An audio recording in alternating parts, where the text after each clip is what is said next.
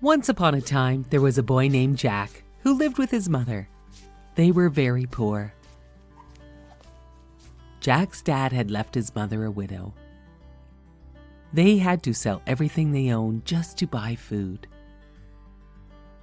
When they were down to their last milking cow, Jack's mom asked him to take the cow to the market and sell it. Along the way, Jack met a strange man who told him wild stories of magic beans. "Where can I buy some of these magic beans for my mother?" asked Jack. "I have the last 5 magic beans, and I will sell them to you because you are a good boy," said the man.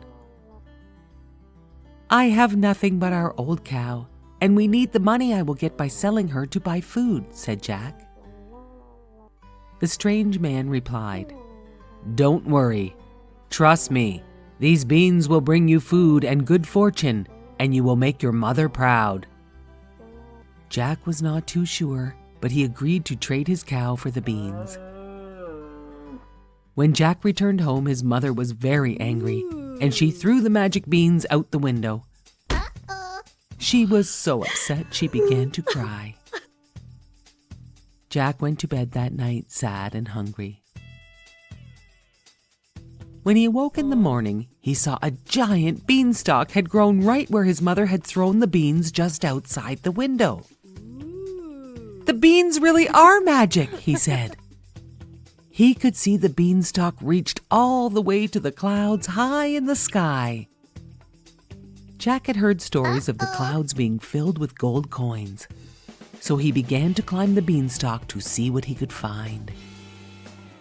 Jack climbed and climbed, and when he reached the top, he saw a giant castle. Jack slipped by the giant castle door. Once inside, he saw a giant man eating a huge dinner. Jack watched him eat. When the giant man was finished his dinner, he called for his servant to bring him his bag of gold coins. The giant was so full he fell asleep. Jack snuck up and took his bag of gold coins, running out of the castle as fast as he could and climbing down the beanstalk with the heavy bag. Jack's mother was very surprised and happy, as the gold coins in the sack were the same amount of coins the giant had stolen from Jack's father many years ago. Jack's mother also made Jack promise to never return to the giant's castle.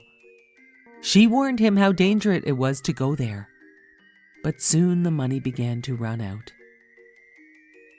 Jack wondered if he could find anything else in the giant's castle. He decided to climb back up the beanstalk to visit the giant's castle. He saw the giant eating his dinner.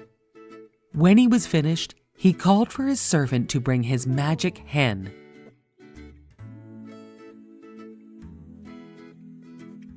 Jack was amazed when he saw the hen lay an egg of pure gold. The giant became drowsy and fell asleep. Jack snuck up and took the hen and ran back towards the beanstalk. When he came home, Jack's mother was upset with Jack for returning to the castle. She grabbed an axe to cut down the beanstalk, but Jack stopped her and showed her that the hen lays golden eggs. Jack's mother was so pleased to see the hen laid one golden egg after another. After some time, Jack was very curious about what else he would find in the castle. So he climbed back up the beanstalk.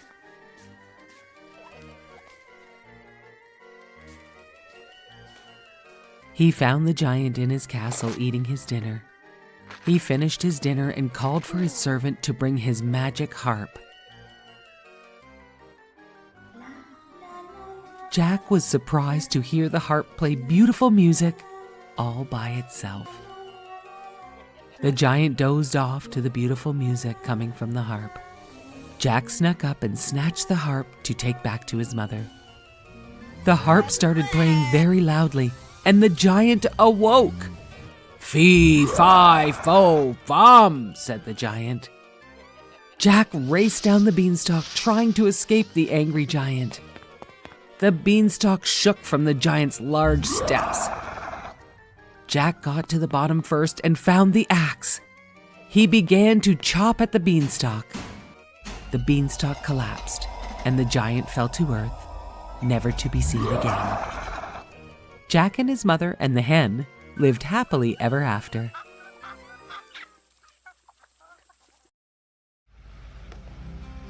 Once upon a time, there was a boy named Aladdin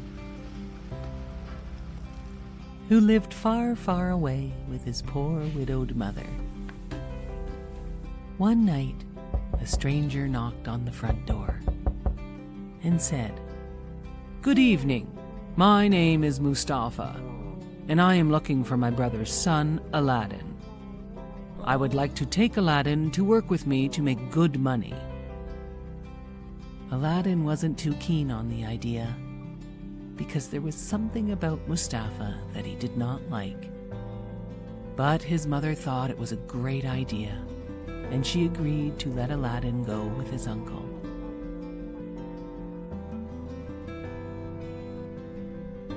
Aladdin and his uncle walked for a full day into the desert, until they reached a cave with a small entrance. Mustafa was too big to fit through the entrance, so he asked Aladdin to go inside. Aladdin did not trust him and was afraid he might block him in. But his uncle told him there were gems and gold inside the cave. Mustafa told Aladdin he could take as much as he wanted. Mustafa only wanted an old lamp from inside the cave. So Aladdin went inside. Aladdin could not believe his eyes when he entered the cave. It was full of treasures. He started filling his pockets with diamonds and rubies and emeralds. He also found a gold ring that fit his finger perfectly. Finally, he found the lamp Mustafa had asked for. He yelled for Mustafa to help him out. But Mustafa said he wanted to see the lamp first. Aladdin did not trust him, so he refused to let him see the lamp. Mustafa was angry and said, "I am not your real uncle, and I don't care about you, Aladdin. Since you won't give me the lamp, I will block the cave entrance with this huge rock." Mustafa left Aladdin inside. Aladdin sat crying with the lamp inside the cave. "Stupid old lamp," he said. "It is not even real gold." He rubbed the lamp a little to wipe off the dust. And all of a sudden, poof! A genie came out of the lamp. "Master, I will grant you 3 wishes," said the genie. Right away, Aladdin said, "Take me home." And poof, Aladdin was at home. His mother almost fainted at the sight of Aladdin. He told her about Mustafa and the cave full of treasures. Aladdin rubbed the ring he had put on his finger, and a second genie appeared. "Master, I can grant you 2 wishes," said the genie. Aladdin wished for a grand palace and enough wealth for him and his family to be rich forever. All of a sudden, Aladdin and his mother had a beautiful palace filled with riches. One day, Aladdin was walking through the city when he saw the most beautiful girl. He fell in love with her at first sight. She was the Sultan's daughter, Yasmin. Yasmin loved Aladdin too. Aladdin went to ask the Sultan if he could marry Yasmin, and the Sultan said yes. After many years, the Sultan died, and Aladdin ruled the country. This news reached Mustafa. Mustafa knew how Aladdin became so rich and powerful, and he made a plan to get the lamp back. Mustafa tricked Yasmin, who had no idea who he was, into trading him with the old ugly lamp for a shiny new one. Yasmin accepted the trade and went to show Aladdin. Aladdin was mad at Mustafa for tricking his wife into this trade. He searched for Mustafa and found him sleeping with the magic lamp. Aladdin slipped the lamp from Mustafa and raced back to the palace. Aladdin had one more wish, and he asked the genie to turn Mustafa into a frog so that he could never bother them again. The genie granted Aladdin's wish, and Yasmin and Aladdin lived happily ever after. Once upon a time in the city of Paris, a young man lived in the bell tower of the Notre Dame Cathedral. He was strong enough to ring the church bells. He was also very gentle enough to hold small birds in his hands. His only friends were the gargoyles.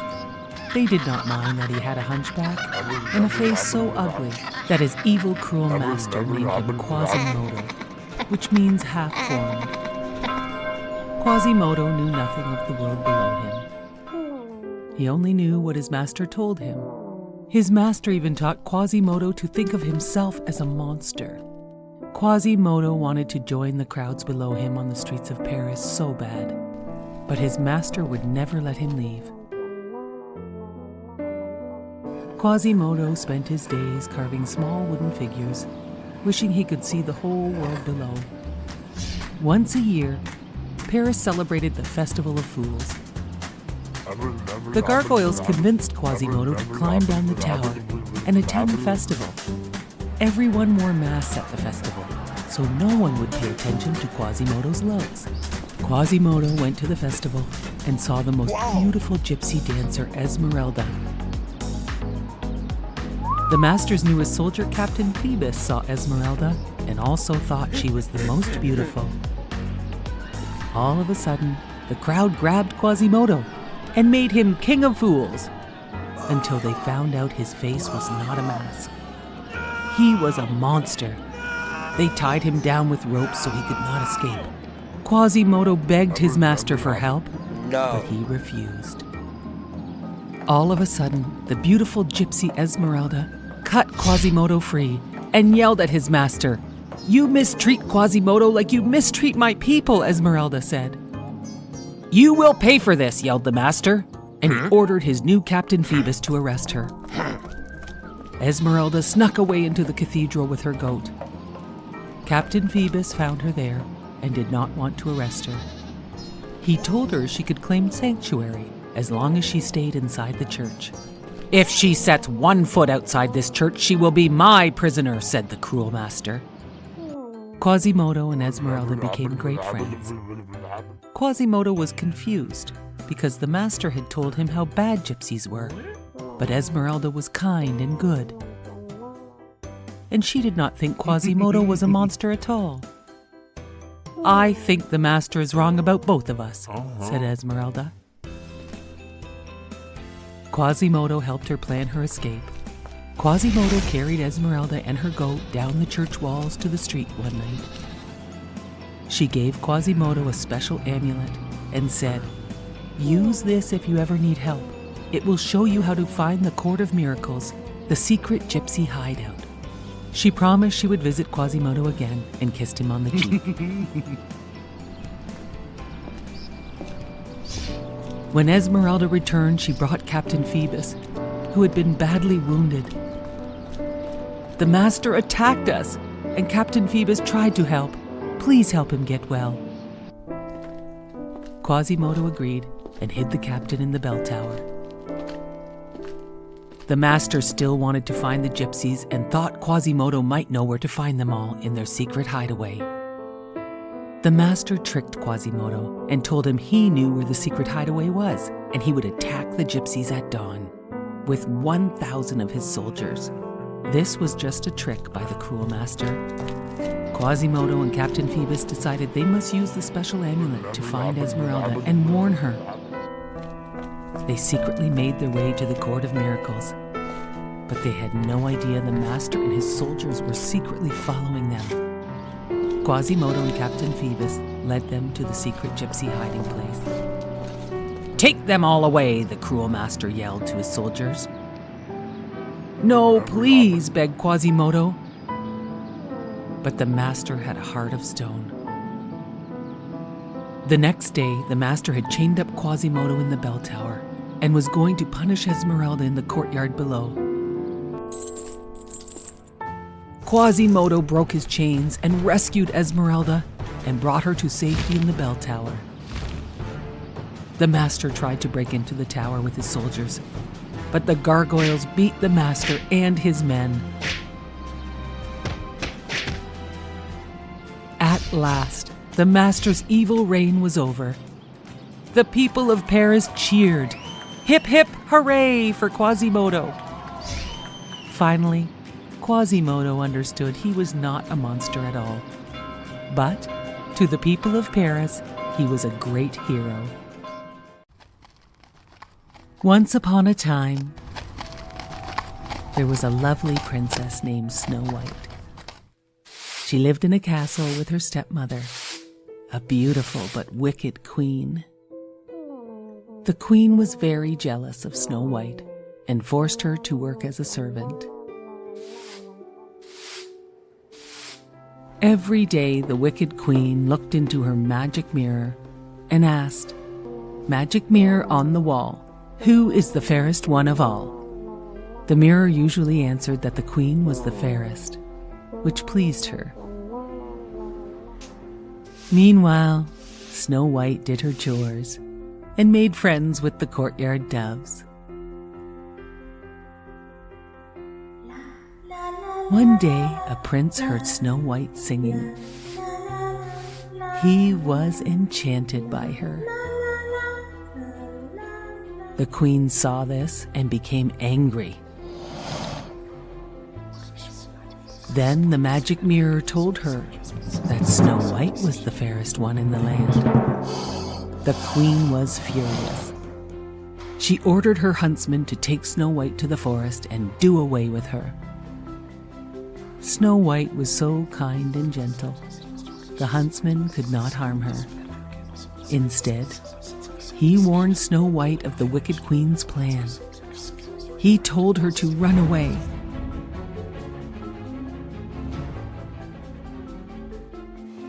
Snow White ran deep into the dark forest, alone and scared. She fell down and began to cry. The woodland animals heard her and came out to comfort her. They told her everything will be all right, and they showed her to a tiny cottage. There were 7 beds in the cottage, with 7 names on them: Doc, Happy, Sneezy, Dopey, Grumpy, Bashful, and Sleepy. Snow White thought to herself, what funny names for children, and laid down on a bed and fell asleep. In the meantime, 7 dwarves were on their way home from a long day at work. When they got home to their cottage, they found Snow White asleep in one of their beds. "Why, it's a girl!" they all said. Snow White woke up and said, "How do you do?" She told them her story of the wicked queen. The dwarf said she could stay with them.